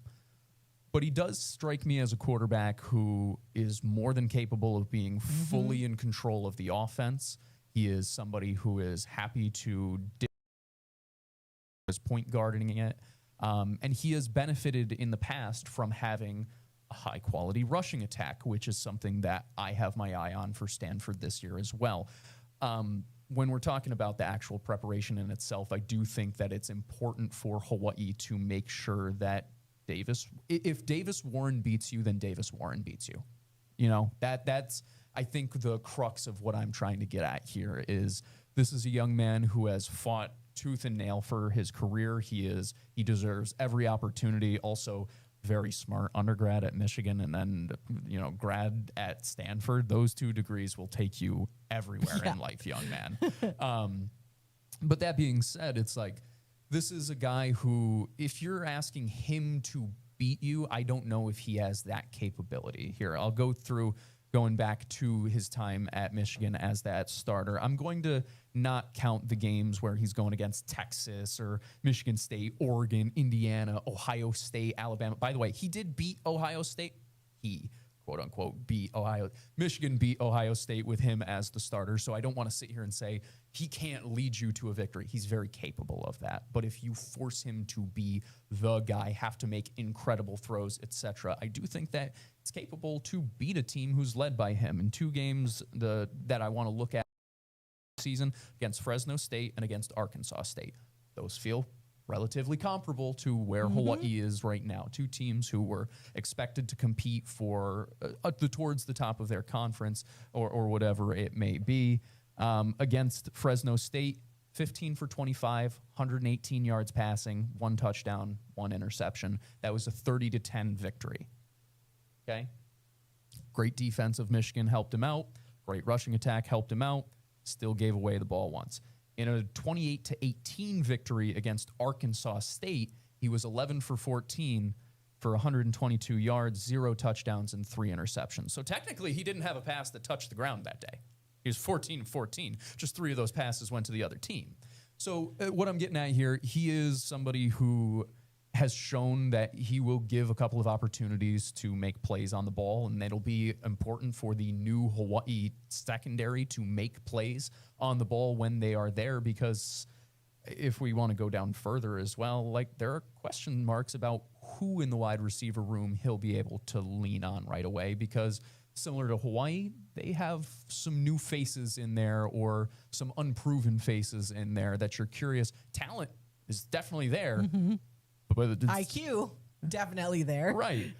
But there's a difference between talent and IQ and then actually producing on the field. And that's what I'm curious to see. Yeah, and I think also I should kind of emphasize that Davis Warren, clearly we talk about a new head coach, but the Tavita Pritchard is a former quarterback. Obviously, we know we talk about Andrew Luck all the time as well. Stanford alum, just like their head coach in Tavita Pritchard is a Stanford alum and a former quarterback. And I think it has to be said that this is someone that was brought in by this current coaching staff, right? So we don't necessarily have a situation like Timmy did. And again, we love Braden Shager and everything he contributed, but Timmy did not start off with a quarterback that was his guy in the offense that he wanted to run. He was recruited by a Todd Graham for Todd Graham's style of offense that he ran. Right. So when you're looking at what Stanford can put together, again, they are, and we'll get to the running game in just a little bit, because they are more, as Hawaii fans and some of the people that are going to consume this game should be a lot more worried about the running attack by Stanford versus the passing attack in this game. However, you do need to point out that this Davis Warren, and you mentioned there, at least he does have some ability, but he's not a scary dual threat. We're not looking, I always go back to that Vanderbilt game because we just could not contain their quarterback at Vandy. So we're not looking at that situation when it comes to Davis Warren. However, when you look at just the coaching and you're bringing in someone specifically for this offense who has experience and obviously has the IQ, that's where you can get a little bit like, all right, well, maybe he will produce when he is at Stanford.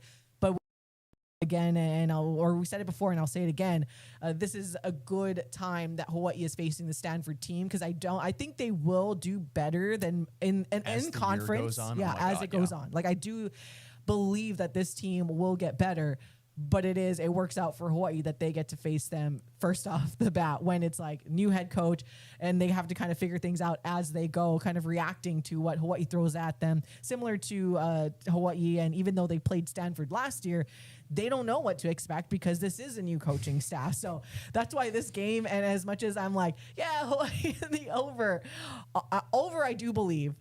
I don't know. You could tell me any variety of things are going to happen. You could tell me Hawaii blows them out. I'm like, yeah, I thought that. You could tell me Hawaii wins by like 1 point. I know it's kind of rare that happens, but I'll be like, yeah, I can see that. You can tell me Hawaii gets blown out. And I'm like, yeah, I can see that. It's just, I don't know what to expect if we're being honest. But yes, the running attack, because Hawaii doesn't exactly have bring you confidence in their history of being able to stop the run.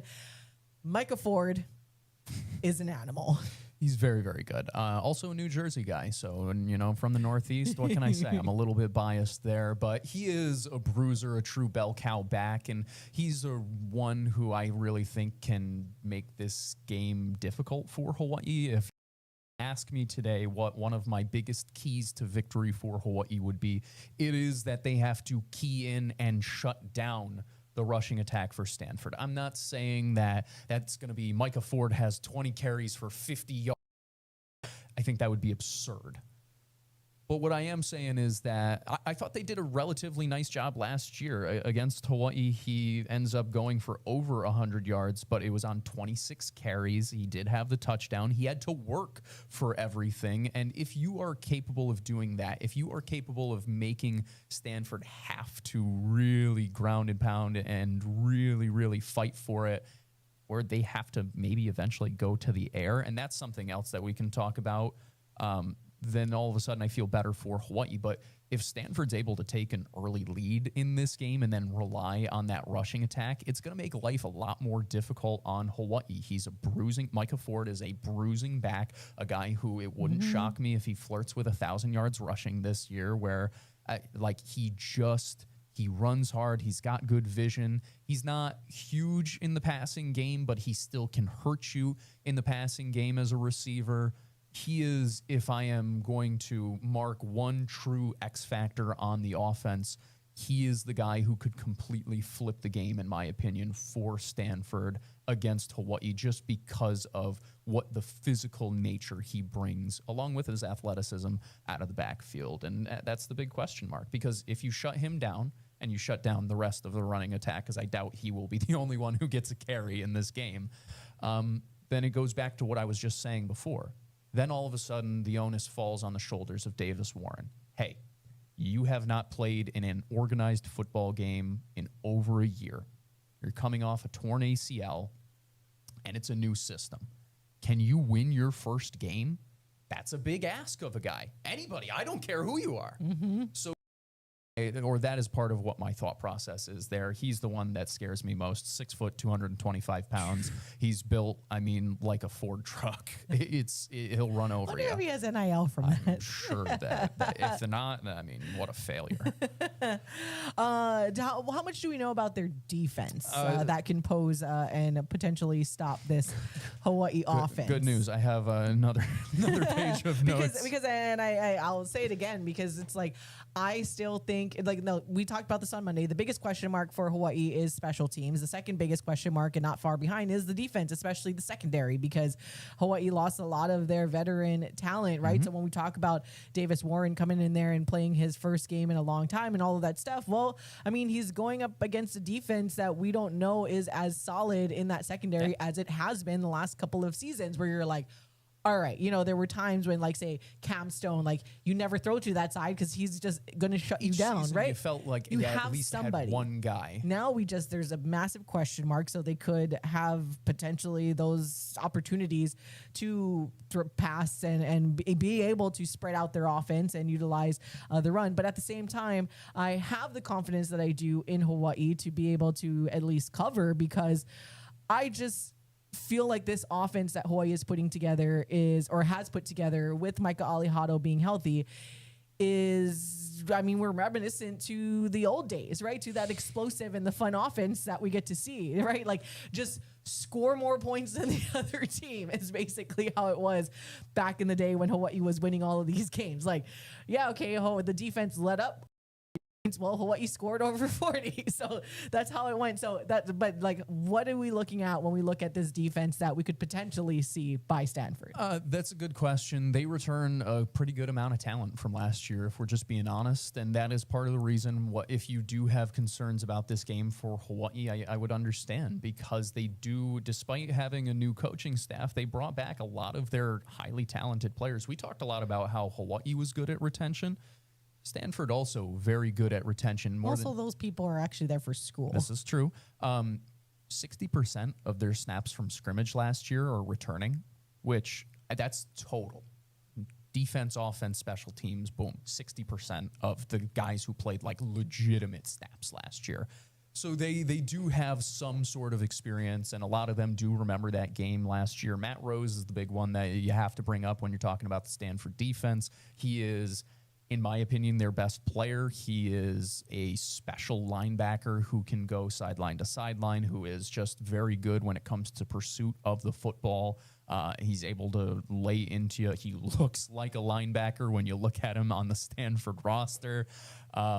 He had 13 tackles against Hawaii last year, 2 for a loss and 1 sack as well, a full sack against the Rainbow Warriors. I expect him to be active once again in this one, where I just wouldn't go across the middle of the field all that much if I was Hawaii. I'll just put it like that, you know. They bring back a large portion of their secondary as well, and it's a different coaching staff, so I'm curious, does it take a little bit of time to get the feel of what the defensive coaching staff wants them to do? They bring back guys like Brandon Nicholson and Scotty Edwards, Jay Green, who was an honorable mention, all ACC honorable mention at safety last year. So their defense, the stat that stuck out to me most was their defense in the red zone last year, and that is something that I do want to talk about here, where they only allowed touchdowns on 50% of opposing opportunities in the red zone, which you might hear that at first and you're like, giving up a touchdown 50% of the time? No, 50% of the time that opponents got the ball within the 20-yard line, they got it within the end zone. Otherwise, they either didn't get any points or they had to kick a field goal, which, by the way, is a very, very big win for defenses like that. And this, you bring up special teams, the question marks that we have about special teams. My belief is that Hawaii has to get into the end zone in this game. You cannot play the, we'll trade 3 here, we'll trade for 3 here, and whatever it may be. Because if I'm being honest with you, I don't know if it is as certain as it feels that it was last year. And that also said, on the road, you know what wins? Touchdowns. Yeah. Like, I'm not saying you're not going to kick any field goals. I'm not saying that you might not get an opportunity for another walk-off field goal win or whatever it may be. But if you really expect to beat Stanford on the farm, you got to get into the end zone against this defense, which is exceptionally good at bowing up. And the term is always bend, don't break. That is the motto, it seemed like, for this Stanford defense last year. So a long-winded way of answering your question. I expect the Stanford defense to be good, but I expect the Hawaii offense to be great this year. So it's one of those things that we're going to get a real test for the Bows early on with guys who are, quite frankly, bigger than them. Yeah. I also want to make sure we point out when it comes to the coaching, we're always braggadocious, right, about Dennis Thurman, the defensive coordinator here at the University of Hawaii, experience as an NFL player and as an NFL coach. Stanford, they kind of got a similar guy on the other side. That is their USC quarterback. Yeah, their defensive coordinator is a guy that actually came from the NFL ranks most recently. He is also a former NFL player, right? Like, so they have someone with those eyes that are in charge of their defense as well, because we've seen what Dennis Thurman can do with this defense, with that NFL experience he has. And that's where I'm like, all right, well, this defense, I think for Stanford, especially with the returnees, and we talk about, again, their high IQ that I'm pretty sure it's easy to stereotype that they do have and assume that these guys can pick things up a lot quicker. But yeah, 13-year NFL coaching veteran in Chris Richard there for the Stanford as their defensive coordinator. But his coaching extra 3 seasons as the DC of the Seattle Seahawks. Is that good? Do they do anything? You I know, can't the Seahawks remember. I feel like they've been pretty good and kind of known for their defense. Also played corner in the NFL for 6 seasons, stints with the Seahawks and the 49ers. So, yeah, like I said, as much as we are braggadocious about our defensive coordinator, as we should be, you have to also give credit where credit is due on their defensive side of the football, where, yeah, this offense is going to have themselves quite a test. And what an early on test. Again, like I keep saying, this works out perfectly for Hawaii in that it is the first game for this coaching staff, for all of themselves as a unit, because I do think Stanford is going to be a lot better. I'll say it again, as the season goes along and as things start to gel a little bit more. But Hawaii, which people be listening to the show because the line moved in a point and a half. I was going to say, did it in the move same again day. yet? It did not move, but on Monday morning when I kind of made the call, Hawaii in the over, Hawaii was getting 5.5, and then when I was getting to posting on social media that afternoon, I was like, let me double check the line. The line had already moved to Hawaii now getting only 4 points. So if you didn't get in on the 5.5, it's 4 now still. So that's kind of where it's sticking right now. The total is still 48.5. Hawaii is plus 145 on the money line. Stanford at minus 175. Odds via BetMGM. So it feels like it's kind of going to stay there. By the way, I should mention that now that so I don't forget. If, all of our friends that enjoy our national programming to kind of celebrate week 0 and the kickoff for Hawaii football season coming up this afternoon live from Waikiki, our friends Matt Humans and Tim Murray. So if you guys, a lot more expertise than we do when we talk about lines here. Broadcasting live from Hawaii this afternoon, 1 p.m. Hawaii time. You can tune in on Hawaii Sports Radio Network. So, yes, it has moved, but Michael Iscarroll, doing Michael Iscarroll things and going with Stanford. That's okay. So the thing is, we need the pessimist the same way we need the optimist. The positive Paul, we need the negative Michael. I wish I had some better alliteration there. MM would have been better in some way. Miserable Michael, but no, he's not really miserable. He's just kind of like, I don't know. He calls it how he sees it. He's like Alan in a sense. Yeah. Like where it's just like, you don't have to agree, but I don't think he's unfair in his reasonings and whatever. And we've kind of gone through it in this. I'm still a believer that Hawaii, and part of it is because, and I've been on record saying this, I have a belief that this can be a really special year for Hawaii. And if that's going to be the case, you have to win this week against Stanford. It sets the tone for the entire season where you go on the road. It would be a P4 victory. I think the first time since 2018 that would happen, right? Since that Arizona victory that was circulating on the timeline. Yes. It's one of those. I look at it as almost this. I don't even know how to describe it. It is a massive week 0 game.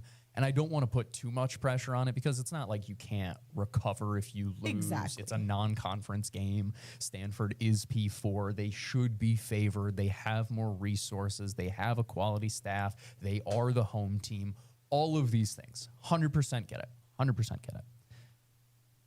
But if Hawaii is supposed to be who we think they should be, or can be, I guess, not should be, that's not necessarily fair, then they need to come out and win this game. I don't care if it's by 1 point, if it's by 10 points, if it's by 5 points, if it's by 50 points. You got to come out and find a way to win a game against a program that I do think is on the up and up. I don't know, man. I saw some stuff when Tavita Pritchard was hired where people were kind of like, what? What kind of hire is this?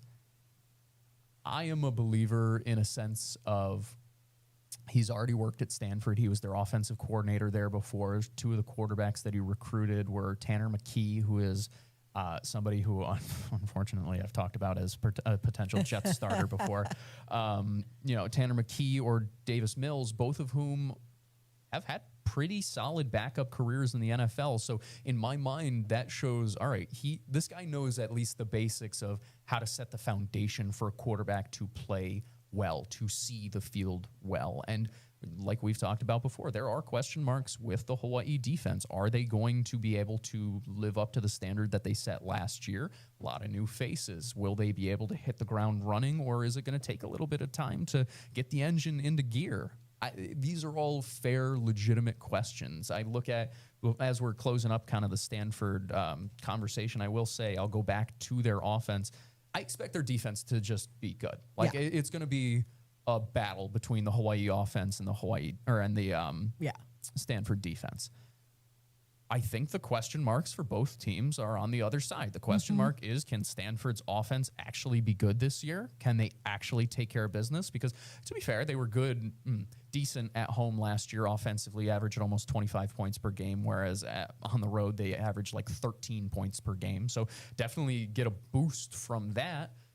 But they were up and down and up and down and up and down. Hawaii's defense last year, they had their moments. They also went up and down with a bunch of new faces. I'm curious how it is. The wide receiver room for Stanford, I will say, is one that I look at, and it's almost similar to Hawaii's. And the talent, you could definitely make the case of like, man, a bunch of these different guys. I got 5 different guys written down here, and John Anthony Hall, Caden High, Nico Brown, David Pentelis, and Zion Robinson. All 5 of those guys feel like, from what I was reading, from what I was piecing together, all 5 of them feel like they could be high impact guys this season. Davis Warren, in fact, went as far during ACC media days to call Nico Brown, quote, a guy.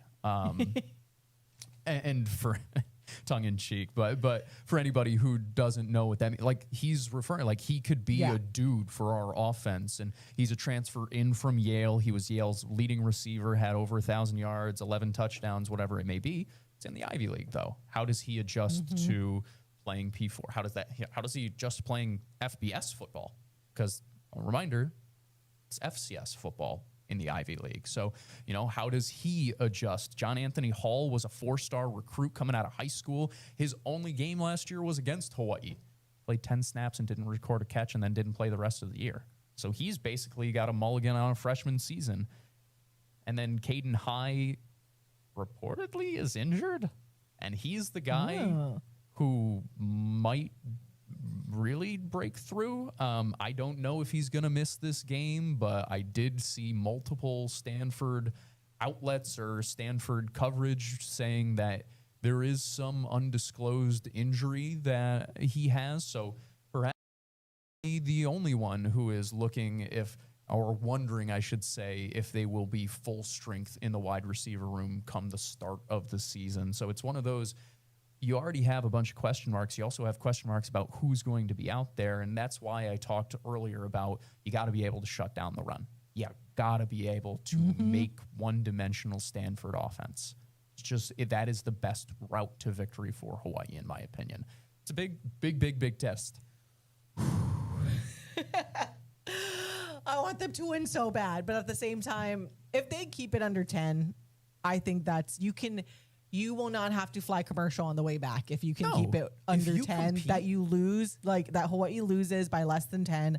I think, and again, we both hate using the term moral victories. A loss is a loss. This isn't a preseason. It goes on your record. It's a blemish.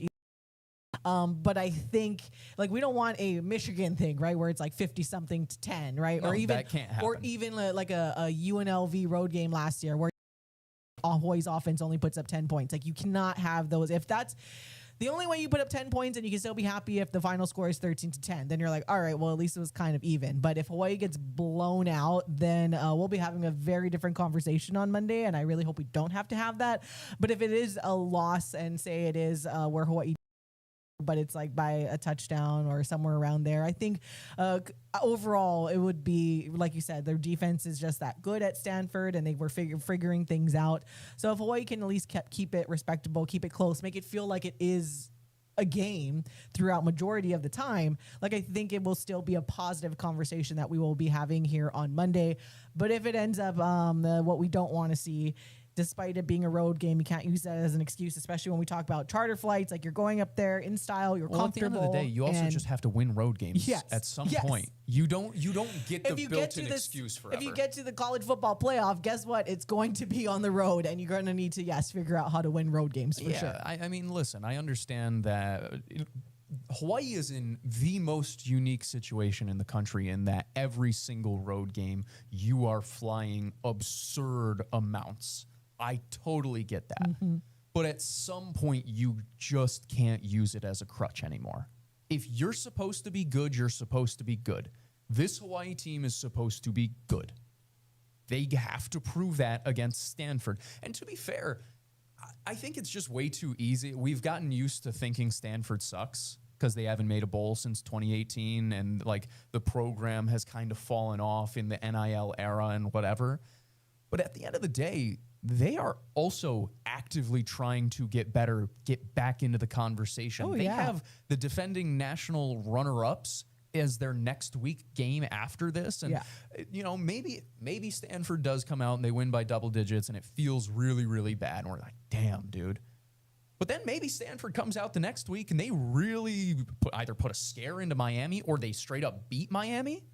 Then all of a sudden that loss looks a little bit different. That That's conversation is a little bit different as well. true. So I don't want to sit here and judge Stanford off of the past fully the same way I don't think you should judge Hawaii off the past fully. You have to take everything into account here. And that's why it's like, I am confident that Hawaii can win this game. But I think you would be stupid. I think it's naive to think that this is just a layup victory for Hawaii because they're going against a worse P4 team, or on paper, a worse P4 team than a top 25 squad. Because all that matters is what you do on the football field. And to be fair, I do think this team, this Hawaii unit, has done a very nice job for the most part, at least audibly, blocking out the noise. Because I don't think they are naive to what the expectations are on the outside. Of course not. But every answer we got yesterday was, we are focused on one game at a time. We are focused on the direct thing in front of us. We are focused on taking care of business. And that does give me confidence, because they showed that they have the ability to do that last year a lot of times. And if they do that, there is enough talent on this Hawaii squad. Timmy Chang has grown enough as a fifth-year head coach now, where you should be able to beat a first-year coach who is just getting his feet wet. Speaking of what was said yesterday, I'm glad you brought that up, because I mentioned it in the beginning of the show that we were going to let everybody hear from head coach Timmy Chang and what he did have to say to the media yesterday. And we were up against the clock, but here it is. We'll let you hear what Coach Timmy had to tell the media now that it is game week and they're fully prepared. They did, I want to make sure we mention that as well, they did practice off campus, practiced at Iolani yesterday to actually practice on grass, because that's something else to point out at the farm. It is pure grass at Stanford, so they are fully prepping to, the surface. All of that stuff needs to be taken into account when you prepare for these football games. So they were out there trying to get acclimated, because grass and turf are completely different things. Make sure they're wearing the right spikes. That's my biggest pet peeve, is when everyone's sliding all over the place on grass. But anyways, here is what Coach Timmy Chang had to tell the media yesterday. And yeah. Game week, what was the benefit of going over to Iolani? Just getting on grass, just filling out the grass, making sure we know how to do our fundamentals and technique, better, and just get ready for our first game with Stanford. Can you describe now year 5 for you, just what goes into this now switch that you have to flick here as you get into game week? You're into the install specific for your opponent, and just kind of what that vibe changes. Sure. Like? There's definitely a sense of urgency, excitement. Whether you're coaching or you're playing, you still get all those good juices and that good feel, and so. It's a different focus, and it's a fun time. So these guys, really got to dial in. We got to be sharp as coaches. We got to be sharp with our fundamentals and our technique, and go out there and execute them. What's one of the few things you want to see, especially when the team gets the court? I just want to see execution. I think that's the biggest thing. To going into the first game, there's a lot of, just a lot of unknowns. But we got to revert back to what we know to do, what we practice to do for a year now, and as a team. So I just want them to go out there and execute, and then handle anything that comes. Whether it's good, whether it's something that we didn't do well, but go to the next play and try to string enough plays together and limit mistakes to give us a chance to go win. Coach, there's been a lot of talk around the program going into this season.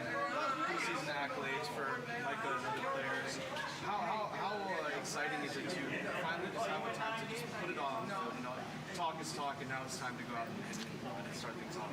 I just think the guys, they put themselves in position to, to succeed, and so they worked really hard, and proud of how they worked. But now it's time to go and execute and go have fun, but go put ourselves in a position to go win these games. It seems this camp you really took over a lot of coaching too. I think you helped a lot with special teams. You helped with the running backs and blocking and everything. Why such more involvement in the offense? No, I think I think I started off as an assistant, and I like just have my input on things. If I see that we need to just get better at something, or maybe we just need to clean something up, we're just all going to be a part of it. I think that's what I love about our staff. I think there's there's just guys that we work well together, and just an understanding. I will say stuff, and the coordinators will say stuff, the assistant coaches will say stuff. They'll give me info back, and so it allows us to just function. And really, all we're trying to do is put our guys in the best situation possible. There's some mysteries schematically with a new coaching staff over at Stanford. How do you prepare for an opener like this? I think you prepare for everything, and then you adjust as it goes, and as we see it, and we just understand what they're trying to do to us. And but really, it comes down to us just doing the. Football's football. We got to go block, we got to tackle, we got to throw the ball, we got to catch the ball, we got to run. We got to do the simple things, and we got to not make mistakes. And I think that's the name of the game. Significance of two Polynesian head coaches in this game. How much pride do you take in that? Yeah, I've known Tavita for a long time now. He's always been a great, straight-up guy. That great coach, great player, and all the respect to him and what he's done. And they're trying to build something where they know what it looks like, very similar to what we are trying to build here. And so I'm happy for him to just get the opportunity, and we look forward to the challenge. But what a great guy and what a great leader that Stanford has. You're the first head coach here to reach his 5th year since June Jones, and so what does that type of longevity here mean to you? I didn't know that, but my mentor is special. He's a special coach, and I'm glad to have played under him and learned under him, and continue to run his offense. So I'm very proud to now be back home and leading the program and having assistants that also have played under Coach Jones. And so really, we owe a lot to him, and it's an honor. Observing what you saw today and just kind of what you feel with this team, how game ready is this team? Yeah, you can feel their excitement. You can feel their energy.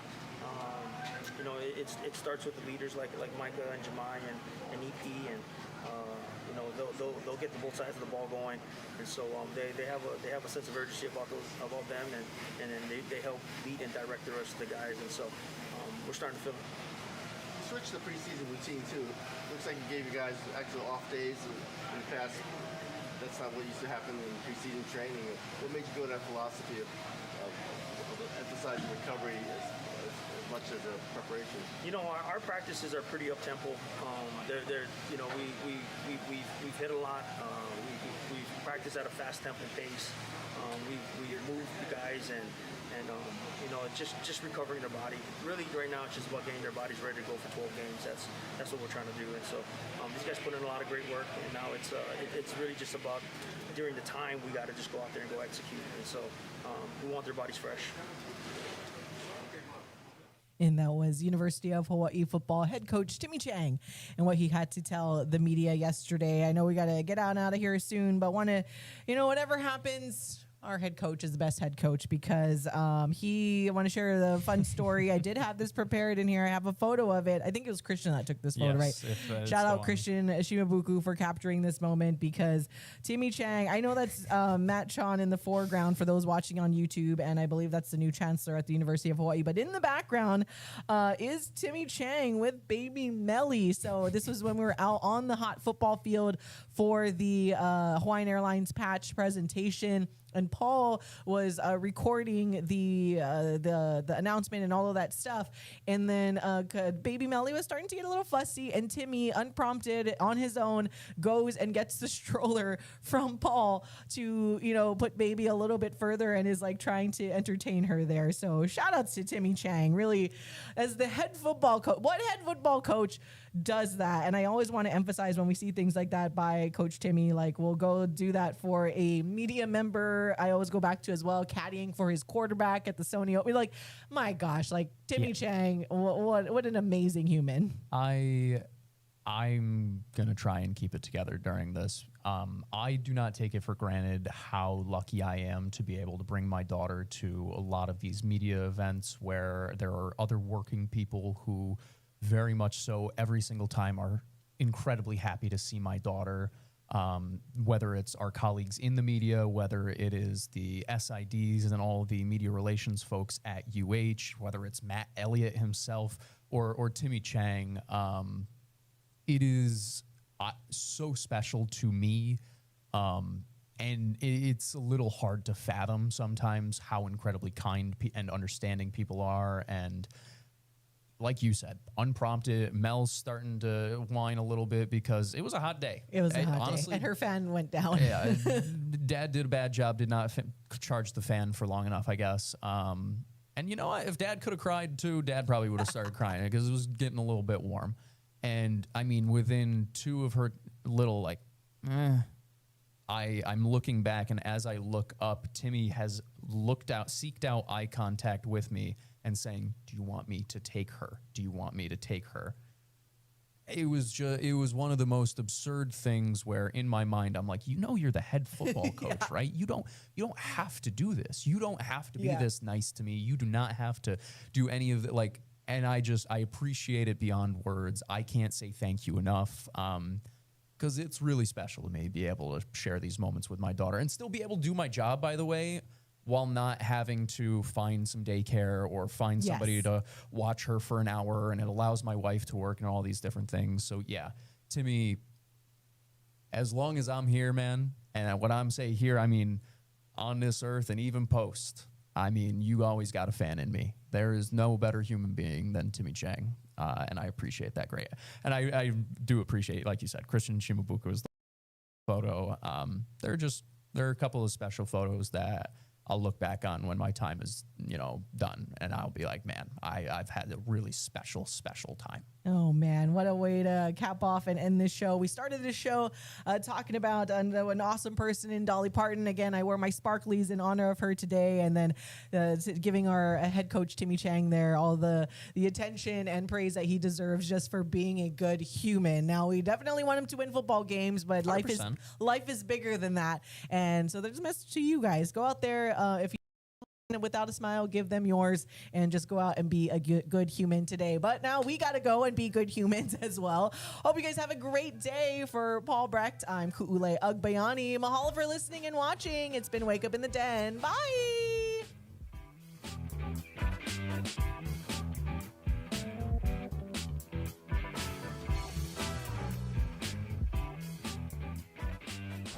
Listening to the Hawaii Sports Radio Network, streaming 24/7 at hawaiisportsradio.com and on the new Hawaii Sports Radio app.